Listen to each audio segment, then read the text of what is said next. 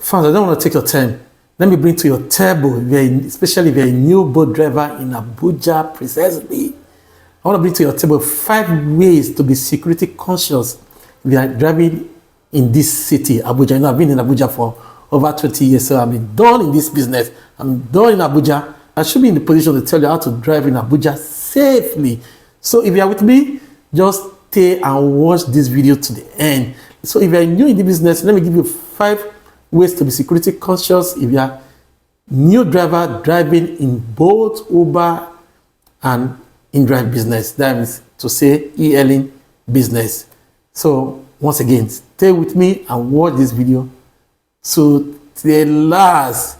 And more so, please, it doesn't take anything. See that red button? If you're watching on my YouTube, or my Facebook, or my Instagram, click on that red button and subscribe. It doesn't take anything. Subscribe. I'm talking to you that is watching me now.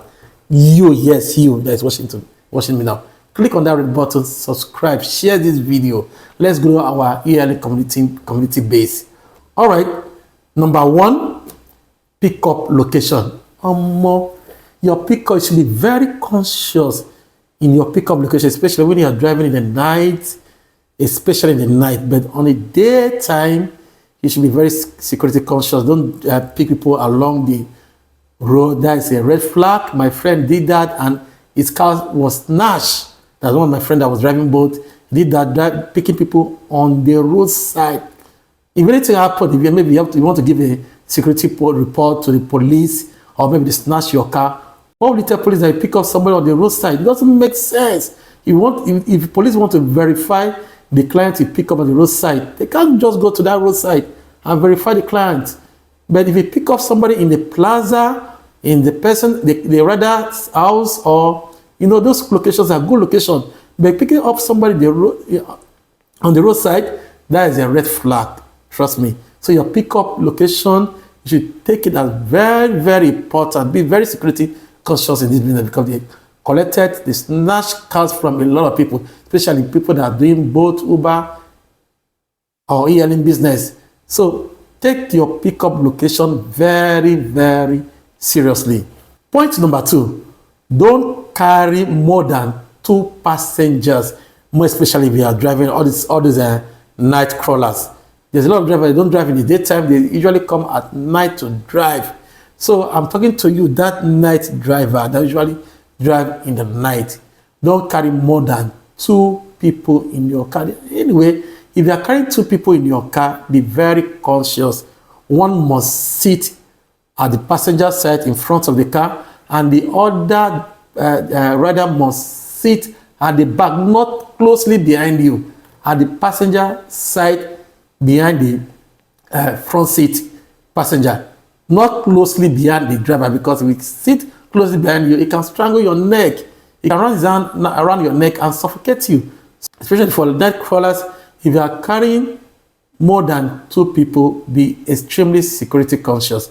For daytime, you can carry at least like 3, probably 4, but trust me, because they thief in the daytime, not only in nighttime.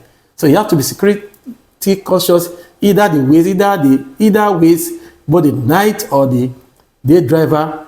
Please, especially for night, I kept emphasizing on night drivers, especially for night drivers, please don't carry more than 2 people for night driver.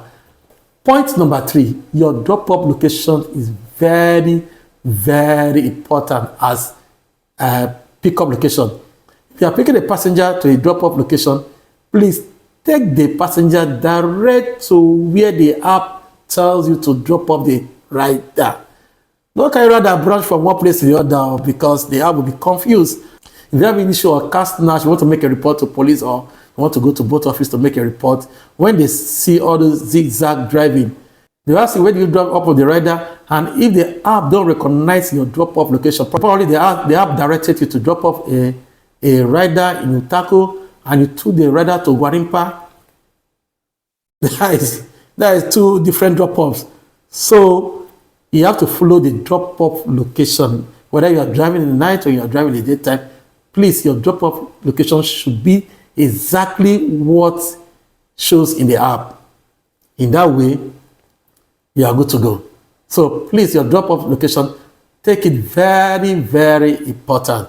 It's good for you, it's good for your business, and it's good for the car, and it's good for your family. We don't want to lose anybody in this business, because we're losing a lot of people. We're having a lot of incidents of car snatch, at times death. So please, please, please, your family need you.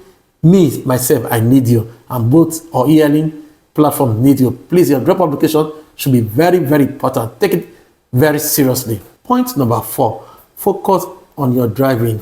Fans, if you check on my previous video, I always tell you, once you pick up a rider, forget conversation, or let the rider throw up a conversation with you before you can key in.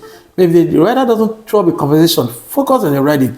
Just pick up the rider in his or her pickup location and drive towards your drop-off destination and drop off the rider.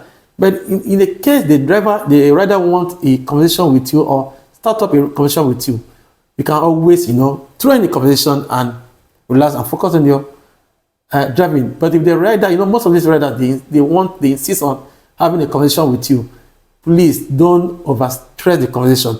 Just, put in a word and focus on your riding. In that way, you'll be focused driving and, check your environment, because everything boils on security, being security conscious, So focus on your driving and drive the rider towards his or her destination. In that way, you'll be safe driving this business. The last point, which is point number 5, please don't drive beyond 7 p.m. I always tell drivers, from morning, if you are driving from morning till 6, it should be okay. If you want to make all the money in this world, it's very easy. You drive on the rush hour, both will give you, or Uber, they will give you all the money you want from 6 in the morning to 6 in the evening. That's how many hours? And you make all the money. You don't need to drive till 10 because of being security consciousness. So please drive from 6 to 6, and it's okay, because a lot of car snatching and other things, especially people that works in the night, these night crawlers, a lot of car snatching and dirty things happen in the night. So please, 6 to 6 should be okay for you to drive. You don't need to extend it to 7 p.m. driving in the night from 7 to 10 or above is always tricky, because they are night driving. So to me, I believe 6 in the morning to 6 in the evening is okay for driving the business. All the money you want to make in this business from 6 to 6 is okay. So if you want to ask for my opinion, drive from 6 a.m. to 6 p.m. and go your house, go and meet your family and relax, because the next day you have to come out to hustle again. All right, fam, I believe that you understand all my points here from point number 1 to point number 5. So please and please, once again, share this video. If you want to drive on both Uber or InDrive, anything here in business, just DM me. I'm going to drop my WhatsApp there. Contact me. You want to register on this platform, you have a car to drive, or you need a driver to drive your car and pay you weekly, DM me. Let's do business. All right, fam, stay tuned and watch out for my next video.